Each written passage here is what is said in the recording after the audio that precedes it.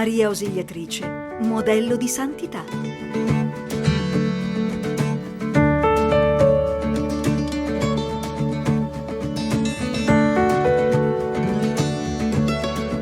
Maria è madre e maestra. Ci sostiene perché possiamo volare sul cammino della santità. In questa chiamata, semplice e accessibile a tutti, la differenza sta in quella marcia in più, che viene dalla vera devozione, ovvero da quello scambio d'amore effettivo ed affettivo con Maria, che stimola a crescere continuamente nell'amore di Dio e del prossimo. Maria è il modello perfetto, la più santa.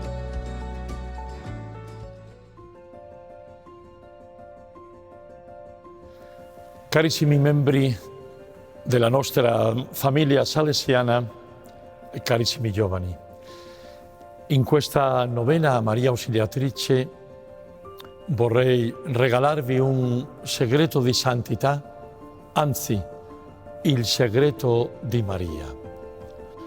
Questo segreto non è qualcosa di inaccessibile o riservato a pochi eletti. È qualcosa che possiamo vivere nelle azioni quotidiane, nelle cose più ordinarie della vita. È un dono, una grazia che possiamo chiedere direttamente allo Spirito Santo e a Maria stessa. Ebbene sì, Dio desidera che tutti noi, che tu e anche tu, diventi santo, che tu raggiunga la pienezza della vita in questa esistenza e che tu sia glorioso accanto a Lui nell'eternità. Così per tutti noi. La santità non è un privilegio riservato a pochi, ma una chiamata universale, una vocazione per ciascuno di noi. E questo significa che ogni nostro pensiero, ogni aspirazione deve essere orientata verso Dio. E non c'è motivo di temere. Se permetterai a Dio di abitare in te, in ciascuno di noi, il suo amore trasformerà la nostra vita in un capolavoro di santità.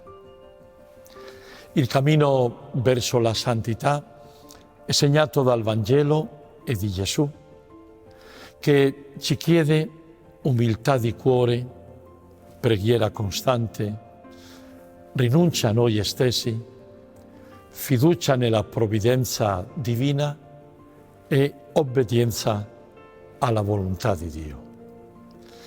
E non si tratta di sforzi volontaristici o di autoperfezionamento, ma piuttosto di accogliere la grazia e l'aiuto di Dio con umiltà e fiducia. E per fare questo è essenziale trovare Maria. È Maria che ci guida, ci accompagna lungo questo cammino di santità. Quindi, cari amici e amiche, non abbiate paura di ambire alla santità. Aprite il vostro cuore alla grazia di Dio. Lasciatevi plasmare dalla sua amorevolezza e affidatevi all'intercessione materna di Maria Ausiliatrice. Che questa novena sia per noi un momento di profonda riflessione e di sincera conversione, affinché possiamo camminare con sicurezza sulla strada della santità.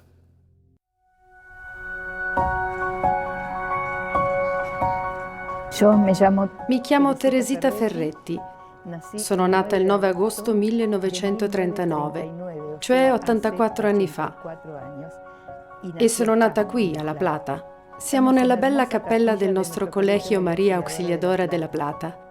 Ebbene, per raccontarvi i miei sogni devo farvi fare un tour da dove tutto è iniziato. È vero che Don Bosco sognava e dal suo grande sogno sono nati altri sogni, ma c'era qualcuno che sognava prima di Don Bosco ed era Dio e pensava a ciascuno di noi, a tutti. In quarta, quando avevo già 14 anni, ho detto che volevo fare l'insegnante. Sono passata al quarto magistero, al quinto magistero, dove mi sono laureata, alla Casa de Bernal.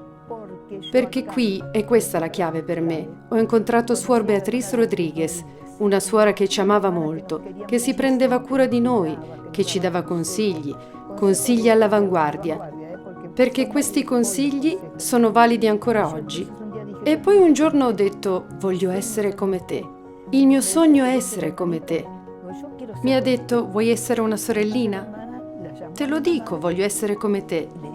Poi la sorella chiamò mia madre e le disse che proprio davanti alla porta da cui entravamo ci sono gli stessi banchi che trovavamo 62 anni fa.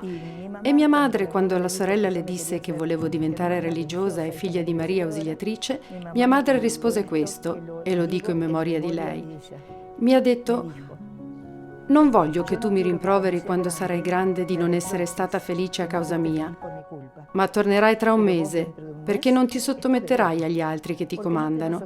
Si voltò e se ne andò. Questo fu il mio addio il 7 dicembre 1955, al culmine del tempo di Perón.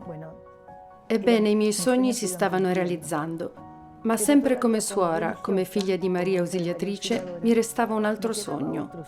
Sentivo che la spiritualità che volevo realizzare non mi andava molto bene. Non so se è perché non pregavo molto. Prego, ma dico anche a Gesù, Don Bosco diceva che il lavoro è anche preghiera.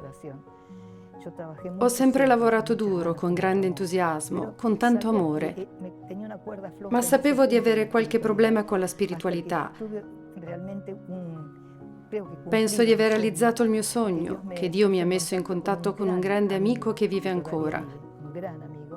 Un grande amico mi ha parlato di una spiritualità integrale che parte dai desideri, dagli affetti e dalla preghiera. È come se il sogno mi diventasse sempre più chiaro. Volevo fare tutto quello che facevo, ma volevo anche progredire spiritualmente come figlia di Maria Ausiliatrice. Avevo un'altra mentalità di spiritualità, dove tutto ciò che era corporeo era il tempo, non aveva valore.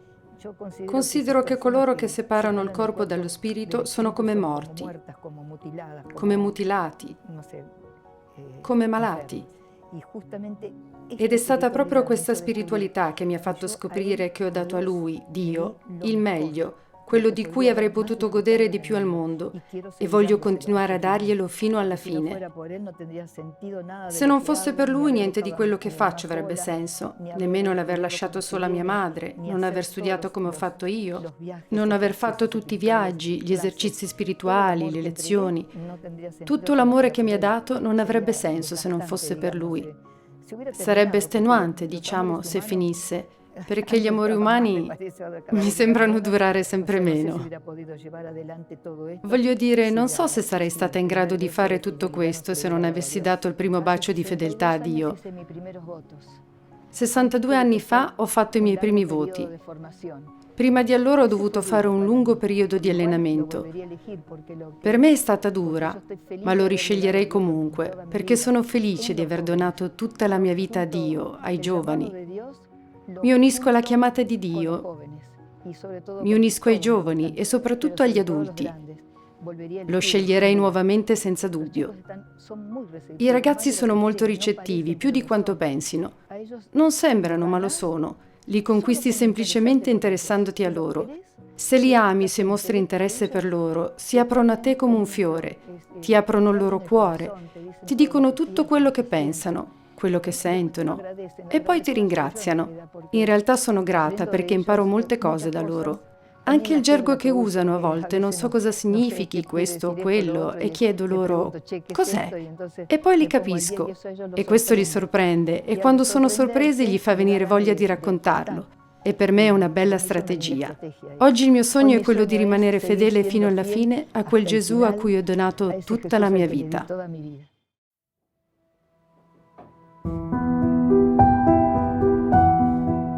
Vergine Maria, Donna sapiente e prima discepola di Gesù, che nel silenzio del tuo cuore, adombrata dallo Spirito Santo, hai trovato grazia presso Dio e hai generato nel tuo grembo il Salvatore.